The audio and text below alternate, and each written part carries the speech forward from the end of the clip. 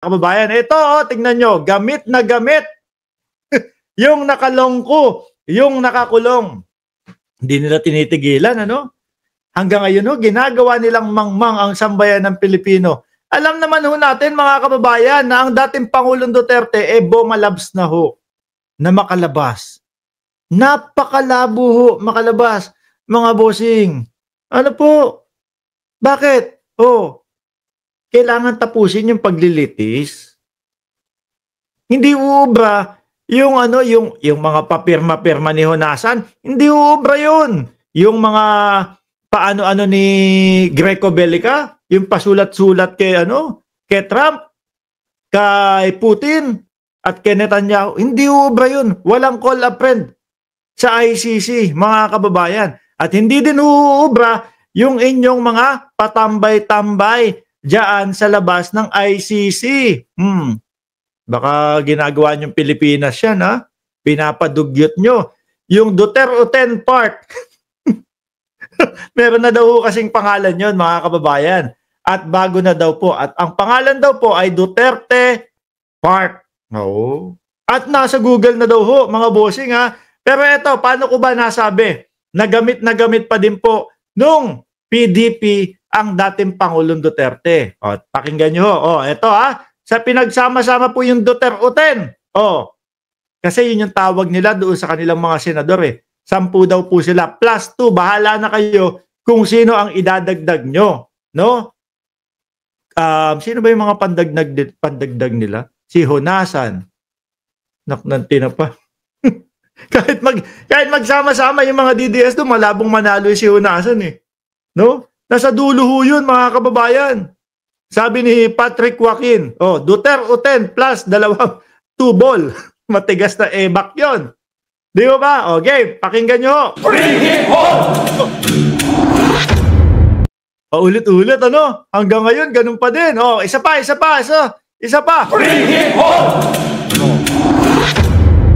Kompleto. Si Vic Rodriguez, yung dalawang hindi ko kilala. Tapos si Philip Salvador, nandiyan si Robin Padilla, si Jimmy Bondoc. Sino pa yung iba dyan? Si Vic Rodriguez.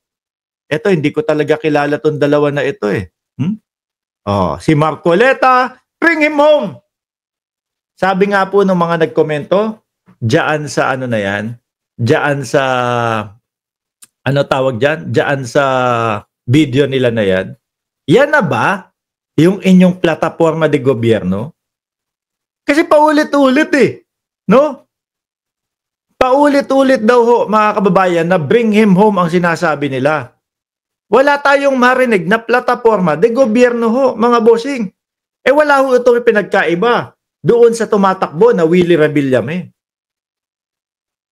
Di ba? Walang pinagkaiba doon sa tumatakbo na Willie Revillame kasi yung Willie Revillame wala naman plataforma. Ito, merong sinasabi pero paulit-ulit lang bring him home, bring him home. Ganun at ganun. Kahit alam na nila na 8 taon pa uuwi ang dating Pangulo at yun ay kung acquitted o maa-acquit yung kanyang kaso. Pero pagka hindi na-acquit, mga kababayan, naku, malungkot mang sabihin. Pero hindi babalik yun. Di po ba?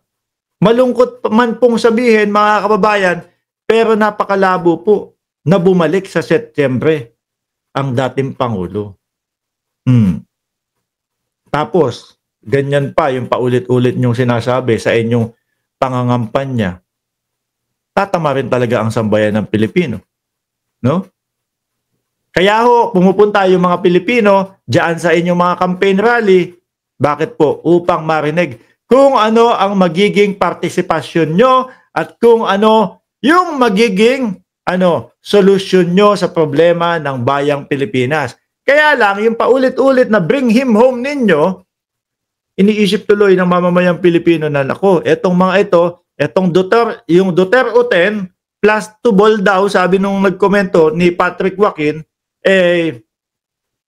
nakapokus lang daw po sa pamilya Duterte. Di ba kaya ka tumatakbo ng senador para pagsilbihan ang sambayan ng Pilipino? hindi lang nakapokus sa mga Duterte lang ho, mga kababayan.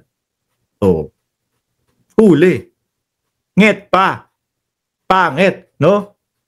Walang plano sa Pilipinas, walang plano sa mga Pilipino. Panay ho sa mga Duterte. Baka ho kaya nasasabi ni Inday Sara Duterte, nakampante siya o kumpiyansa siya na maipapanalo yung kanyang impeachment dahil ang inaakala niya, itong Duterte papasok ho.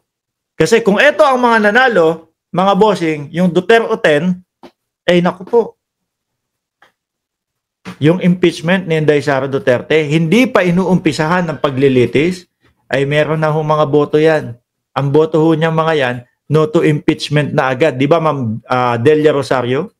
Oh, ganun na agad dyan. Si Robin Padilla nga, hindi pa nag-uumpisa. Ano na sinasabi ni Robin Padilla? Pipigilan ko yung impeachment. Hindi pa alam, hindi pa nalalaman o hindi pa nakikita yung mga ebidensya nung kabilang kampo. Ano sabi ni Robin Padilla? Pipigilan ko ang impeachment. So ito pong mga ito, mga kababayan, nakapokus lang po ito sa mga Duterte, no? Ang gagawin lang po din ito, mga kababayan, ay maging tuta ng mga Duterte. Pero mukhang hindi ho pinapalad eh. Paano naman kasi papalarin? Paulit-ulit. Bring him home, bring him home. Sasamahan pa ni Bongo. Wala po kasi siyang tsinelas doon. No, malamig po doon. Inaresto siya. Nakatapak lang po.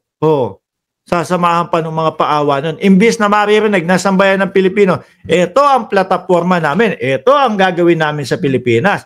Ito ang solusyon namin sa Pilipinas. Kaso wala ho.